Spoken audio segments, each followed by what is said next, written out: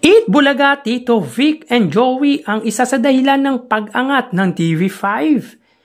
Yan ang pag-uusapan natin ngayong araw po ng Sabado, January 25. Pero bago yan at bago natin umpisahan ang online viewership ng dalawang bigating noontime shows sa bansa, ang It's Showtime at Eat Bulaga, ay humihiling ako na pakisubscribe ang aking YouTube channel, pakiclick ang bell icon para una kayong manotify sa mga bagong video na ilalabas ko. Huwag nyo din pong kalimutan na i-like at share ito mga kaparokya, at nakikiusap po ako na huwag nyo pong skip ang ads na lumalabas po sa video ko. Maraming salamat po sa inyo mga kaparokya. So mga kaparokya, umpisan po natin sa papremyong ipinamahagi ng dalawang noontime shows kahapon. Pero quick recap lang po tayo mga kaparokya. In 4 days episode, from Monday to Thursday, sila po ay nakapamahagi ng total of 871,000 pesos. 80,000 po dyan ay sa It's Showtime at 791,000 naman po sa Eat Bulaga. So punta naman po tayo para sa araw ng Friday. Dito makikita po natin na ang It's Showtime ay may 25,000 pesos at ang Eat Bulaga naman po ay may 228,000 pesos. Sa 25,000 pesos na ipinamahagi ng It's Showtime, 15,000 po dyan ay sa Sexy Babe at 10,000 naman po sa Hide and Sing.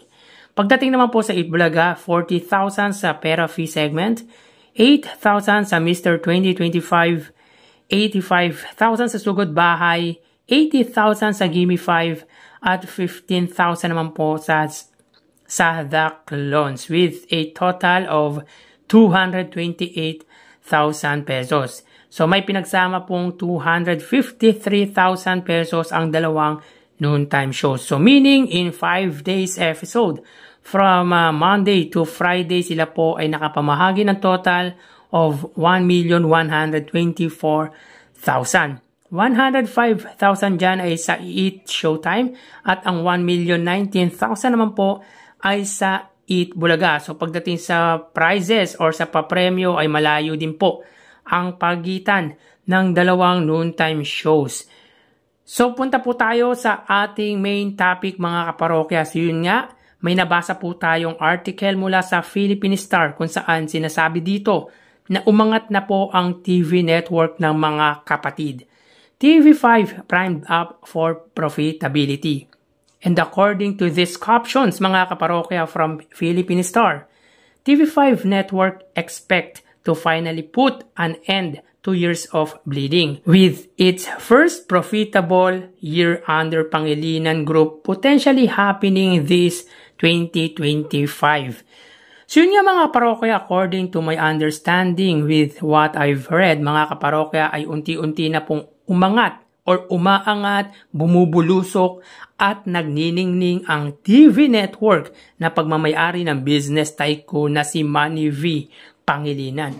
With this ay magtuloy-tuloy na yung pag-shine nito mga kaparokya, at kahit hindi naman natin aminin ay talagang malaki ang naiambag at naitulong ng paglipat ng Tito Vic and Joey at ng buong Dabarkads sa Kapatid Network. Siyempre, we consider also the help of ABS-CBN shows, particular sa primetime slot. But they are more recognized at mas tinangkilik when TVJ or Tito Vic and Joey transferred on its network. So yun nga mga kaparokya, matagal silang nalugi at ngayon ngang taon ay ramdam nila, nakikita sila at inaasahan nila yon mga kaparokya.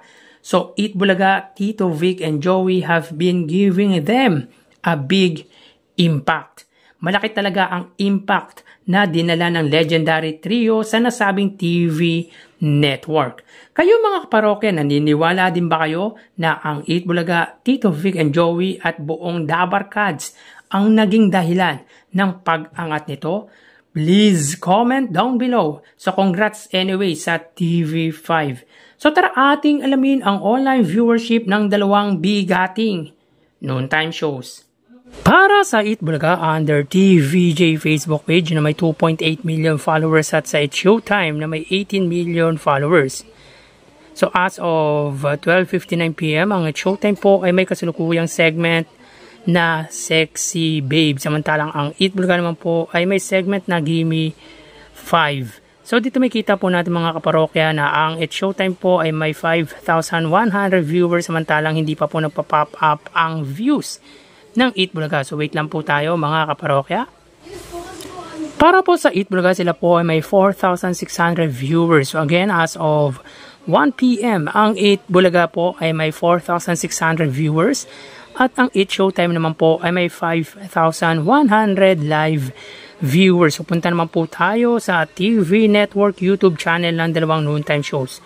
Unahin po natin mga kaparokya ang Eat Bulaga. Under po yan sa TV5 Philippines. So hanapin po muna natin ang live ng TV5. At ang It's Showtime naman po para sa GMA Network YouTube channel na may 37.6 million subscribers. So as of 1 PM, ang It's Showtime under GMA Network YouTube channel, sila po ay may 13,000 viewers. Ang Eat Bulaga naman po under TV5 Philippines sa may kasalukuyan subscribers na 2.23 ay may 27,000 viewers. So again, as of 1:01 PM, ang It's Showtime under GMA Network, sila po ay may 13,000 viewers at ang Eat Bulaga under TV5 naman po ay may 27,000 viewers. So punta naman po tayo sa main YouTube channel ng dalawang noontime shows. Unahin po natin ang It's Showtime under ABS-CBN It's Showtime na may 2.5 million subscribers, at para naman po sa Eat Bulaga under Eat Bulaga TVJ YouTube channel na may 1.26 million subscribers. Sa oras na 1:01 PM ang It's Showtime, sila po ay may 66,000 viewers. Ang Eat Bulaga naman po, sila po ay may 119,000 live viewers. So again, as of 1:01 PM ang It's Showtime, sila po ay may 66,000 live viewers at ang Eat Bulaga naman po ay may 119,000 live viewers. So ang segment mo ng Eat Bulaga ay Gimme 5 at ang It's Showtime naman po ay Sexy Babe. So bali ang total na nakuha ng dalawang noontime shows ay It's Showtime ay 84,000 viewers at ang Eat Bulaga naman po ay 150,000 viewers. So again, ang It's Showtime ay may 84,000 total viewers at ang Eat Bulaga naman po ay 150,000 total live viewers. Yan po lumalabas sa kanilang online viewership as of 1:03 PM at mamaya ho magbabalik pa po tayo sa huling bahagi ng ating online views update. Magpapaalam na po muna pansamantala sa inyo mga parokya. Magsiingat po tayo. Thank you and God bless.